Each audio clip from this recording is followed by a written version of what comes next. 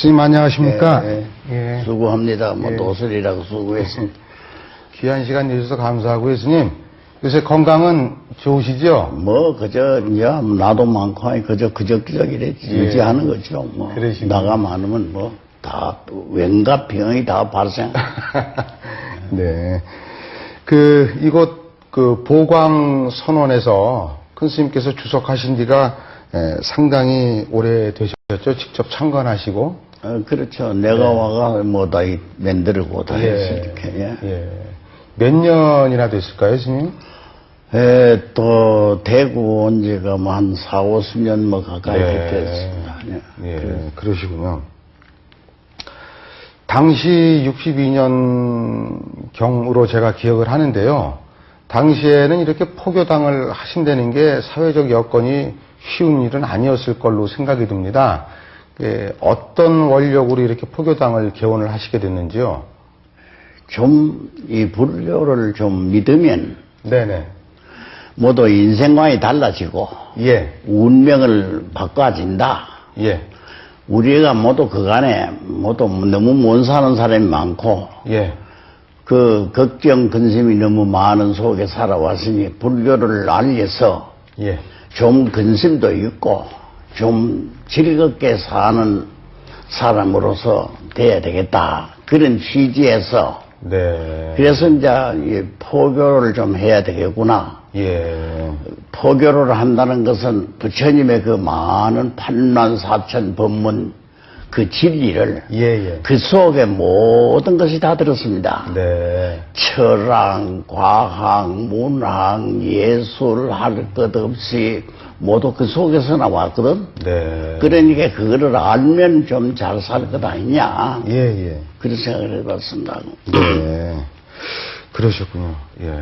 근데 스님께서 수행하셨던 그 과정 자체가 모든 이들에게 화제가 될 만큼 치열하시게 수행을 하신 어른이라서 제가 볼 자들이 하시는 수행하는 모습을 보고 많이 염려가 되셨을 것 같은데요. 어떠셨습니까? 중이 돼가지고 수행을 한다면 응안한 건 다 그대로 다 누구든지 다 하는 기지. 별일 아니고 별거 아닙니다. 그래 좀 사람답게 바로 한번 살아보자. 그런 정신에서 사다가 보면 좀 그 가운데서 이게 옳은 것이다. 바른 선택을 한다는 것이 불교 아닙니까? 깨우심을 깨달음으로써 그게지. 그러니까 불교를 믿는다는 것은 딴 것보다 내가 어떤 신도들이 있는 좌석에서 이런 일이 한번 있었어요. 그래 우리가 좀 잘 살고 행복하게 살려면 부처님을 한번 믿어보세요. 그런 말을 했더니 어느 분이 하는 말이 나는 불교를 믿고 싶은데 신님들 잘못한 비행하는 꼬락상이 보니까 보기 싫어서 나 안 믿는다. 그런 말을 해요. 그 참 좋은 말이다. 물론 신님들을 미워서 내가 행복할 거라 한다 하는 그건 말이 안 되니 불교를 믿는다는 것은 어느 절을 위하는 것도 아니요 어느 신님을 위하는 것도 아니요 오직 자기 자신을 위해 가지고 믿는 것이지 어느 신님을 위해서 보기 싫다고 안 믿는다 하는 그건 말이 안 되는 말이다. 그렇습니다. 그러니까 왜 그러냐 하면은 내외간에도 안 맞으면 서로 싸우고 부모 자식 가운데도 서로 어긋나면 서로 투쟁을 하는데 항차 이 사회는 모두 남남이 서로 우리애가 사는데 어째 편안하고 한결같이 편키만 하겠느냐. 그러니까 그것을 바로 잡기 위해서 부처님을 믿어야 한다. 그래 부처님을 믿어야 누구든지 부처님의 길을 알면 그래 이제 참을 줄도 알고 또 남을 받들 줄도 알고 위할 줄도 알고 그것도 첫째 욕심을 적게 가지라. 욕심이 없으면은 편안합니다. 네. 욕심이 많으면 고가 많아요.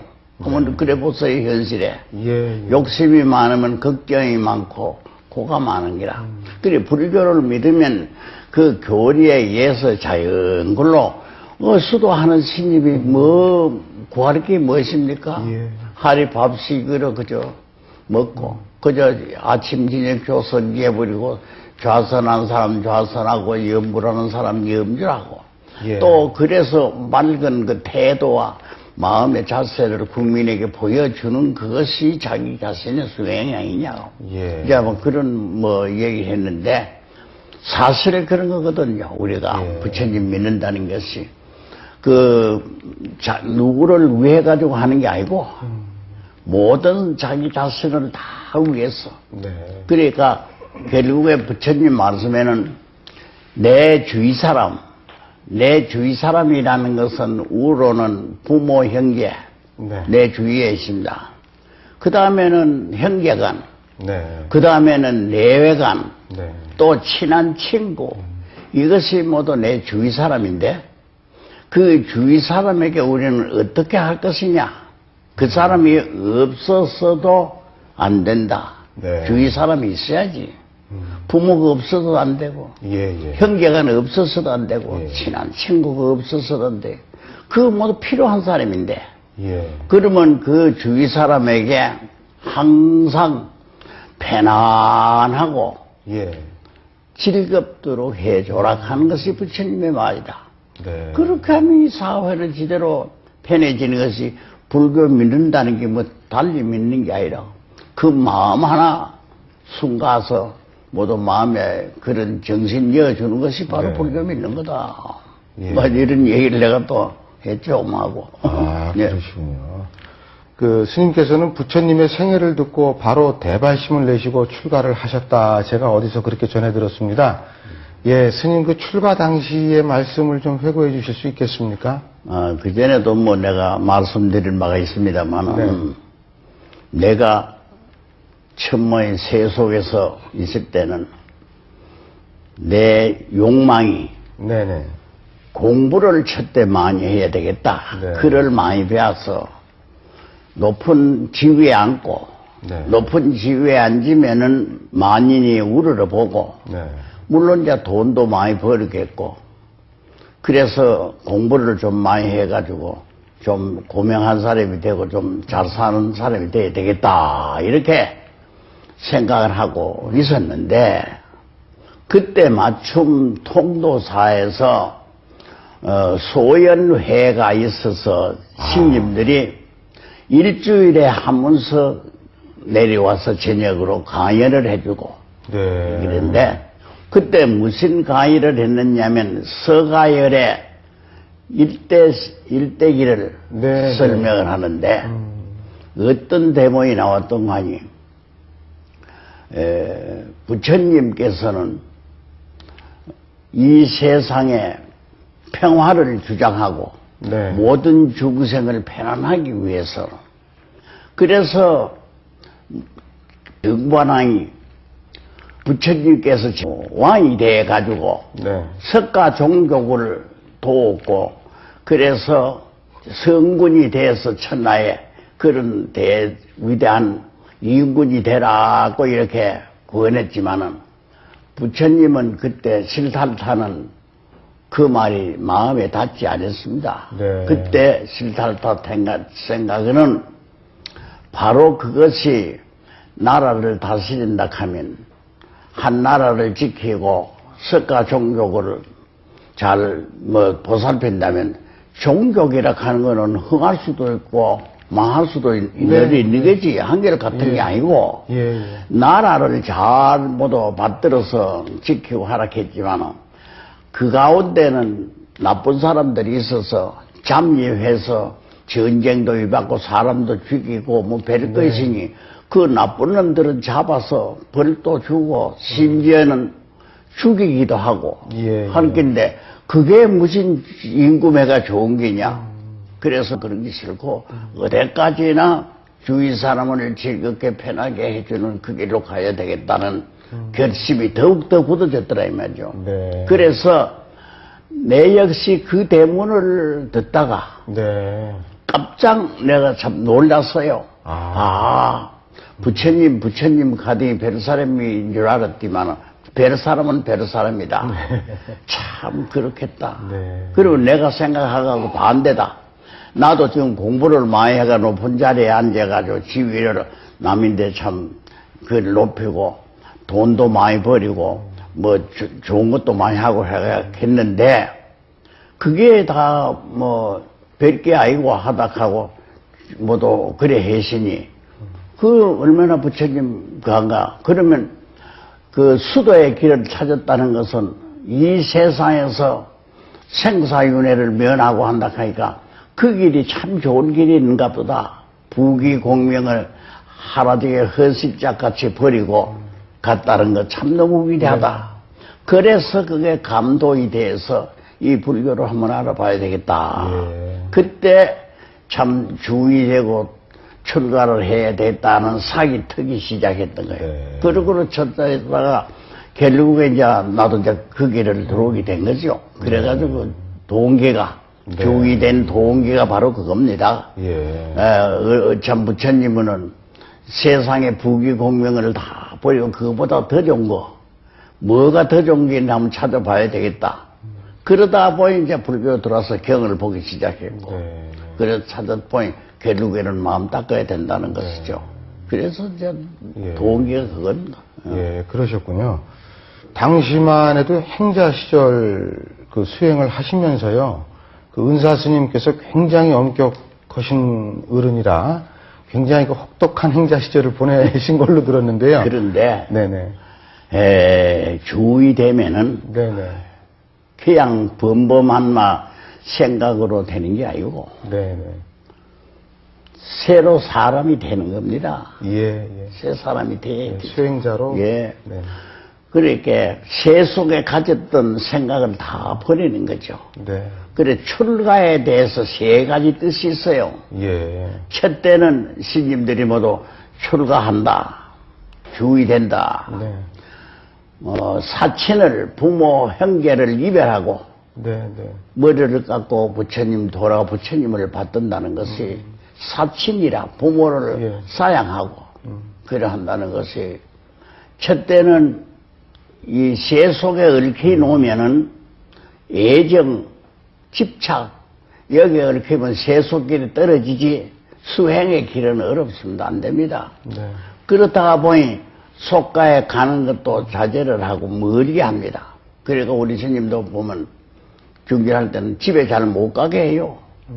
가면 그것도 그 사람들인데 또 뭐 정이 베풀어지고 하면 또 그래가 뭐 세속의 길로 또 들어간다.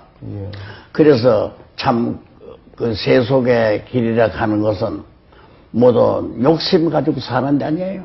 그러니까 그저 염불이나 하고 기도를 하면 내가 목적이 그거니까 한번 해봐야 되겠다.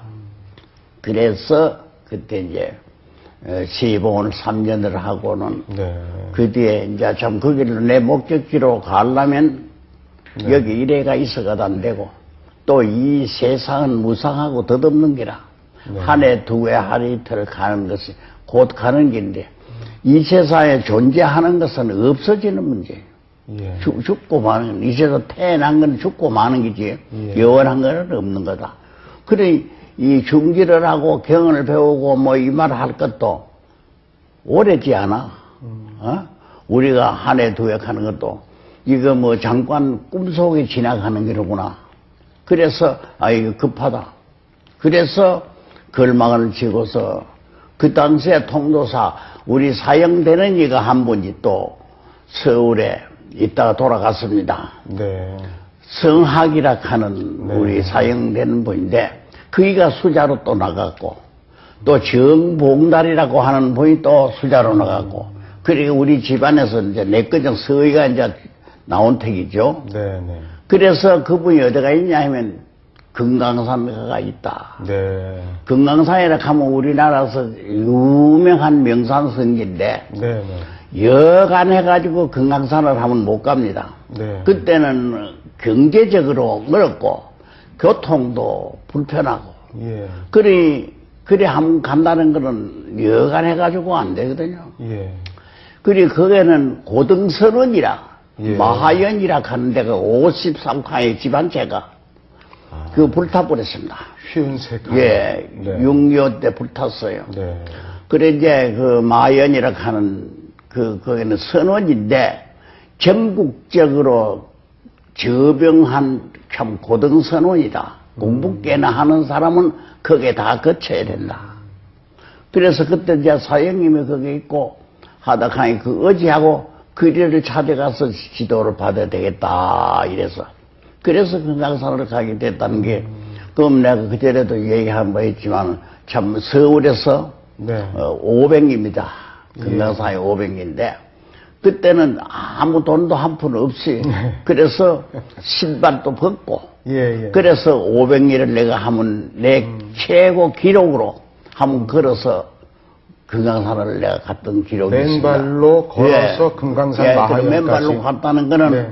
뭐냐 하면은 그 당시에 배급 시대고 대동아 전쟁이 벌어져 가지고 배급 시대니까 모든 게 천 하나도 양발 하나도 뭐 실 한 탈에도 모두 배급이에요. 예. 그러니 그 구하기가 힘이 들어요. 예. 그러니까 뭐 돈이 있어도 구하기가 어려운 처지니까 그때 간신히 어때 가지고 누구인데 부탁을 해가지고 운동화를 한 컬이 사실었어요. 예. 사신고 이제 어디로 갔느냐 하면 선하고이라 하는데 서울에 네네. 거기 가니 저게 수덕사 있는 망공스님이라고 네. 참 그 당시에 네. 저명한 큰 참 선지식인데 그래 망공스님이 왔다 그래요. 예. 그때 누가 있었는가 하면 먼저 돌아간 석규스님이라고 서울에 네, 네. 석규스님이 네, 네. 거기 석규 스님이요. 원주로 있더라고. 네. 그래 이제 내가 가니 아이 망공 스님 왔는데 한번 친근하고 아 그래요. 망공 스님 왔으면 내가 인사를 해야죠.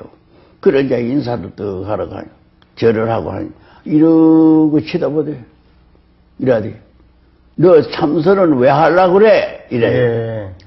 그때 내가 뭐 배운 것도 없고 이제 떠난 이제 그 연구하려고 들어가는 사람인데 예. 딴 말 할 것도 없고 이제 들은 폰으로 생사윤회를 면해야지요. 아. 노장님이 그 소리 듣더니 이래 한번 누이 뛰면은 그래 한번 잘 해봐 이러더라고. 뭐 그 말 뿐이고 내가 또 더 물으려고 하면 물을 끼셔 그래서 뭐 인사하고 그래서 이제 망고 스님을 청근하고 그 절로는 이제 서울에 그 자고는 네. 어디 가야 쳤더니 그때는 차는 탈 생각도 그때 차 있었습니다. 전철이 있었고 네네. 있었지만 첫때 네. 돈도 없고 예. 뭐 탈 그런 생각도 없고 바쁜 일이 없잖아요. 예. 그러니까 걸어가는 거죠. 그리 금강산을 이제 500리로 걸어가려고 제일 처음의 출발이 선악원에서 네. 소요산 자지암이라고 네, 했어요. 네. 자지암. 거기가 그전까지 그 이튿날 거기 자고는 또 절로 중간에 가다가 어디가 절이 있노 알아가 또 그거 갖다 하고 갈파요. 네. 자꾸 그렇게 갈파야지. 네. 그건 없는데 그래가지고 네. 이제 금강산을 가니까 마연이 가니 그래 이제 우리 사장님이 모두 깜짝 놀랐더만.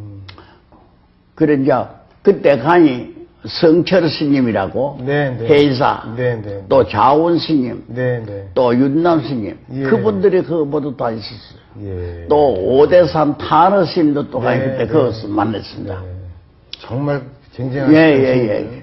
그때 이제 그 타너 스님도 거기서 만나고 그래 가니까 53칸인데 네. 집 한 채입니다. 거기서 이제 그래 이제 거기서 이제 한 채를 나고 그 다음에 이제 그때 가을에는 저 유점사 큰 외부제 영을 넘어가 유점사를 가서 또 선반도 좀 하고 그러면 이제 그 금강사로 오매 가면 한 3, 4년 모두 세월을 보냈어요. 네. 예. 그러셨군요. 그래고 또 오대산 가고 이랬죠. 부처님은 일체 중생을 위해 모든 것을 버렸다. 이 한 말씀에 화산 스님은 버리고 떠남의 길을 나섰다 한다. 그리고 세수 88세 범납 62해. 그 까마득한 세월을 늘 오늘처럼 정진해왔다. 그 길에서 스님은 문득 의심길이 끊어지고 무심코 한바탕 웃음 짓는 소식을 알았고 하남 스님에게서 마침내 인가를 받았다. 깨침의 환희. 쉬어갈 수 있었을 것이다. 더 고요한 길도 있었을 것이다. 그러나 화산 스님은 도심 속에 포교당을 짓고 50년 세월 대중 속에서 보림의 정진을 거듭하고 있다. 나무처럼 덩굴처럼 한자리에 있되 함께 하되 매이지 않고 얽히지 않는 도리를 화산 스님은 당신의 모습으로서 일깨워주고 있는 것이다.